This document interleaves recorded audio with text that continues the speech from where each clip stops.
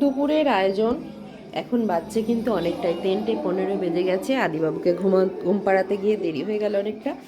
এই দেখো নিয়ে নিয়েছি পেঁয়াজ পাতার তরকারি চিংড়ি মাছ দিয়ে, তার সঙ্গে মাছ, ডিম, ডাল, সবজি দিয়ে ডাল, আর একটা স্যালাড। দেখো টমেটো আর শসা দিয়েছি, তার সঙ্গে একটু বেশি করে ধনেপাতা আর লঙ্কা দিয়ে একটা চাটনি বানিয়ে রেখেছিলাম, লেবু, সেইটা দিয়েছি। আর দেবো একটু বিট লবণ।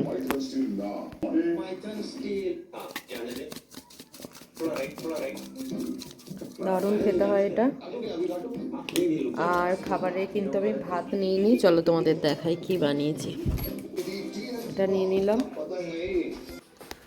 আমার জন্য বানাচ্ছি। দেখো উঠছে খিচুড়ি গরম গরম, সব রকম সবজি দিয়ে। চলো এটা হয়ে গেলে নিয়ে চলে যাবো।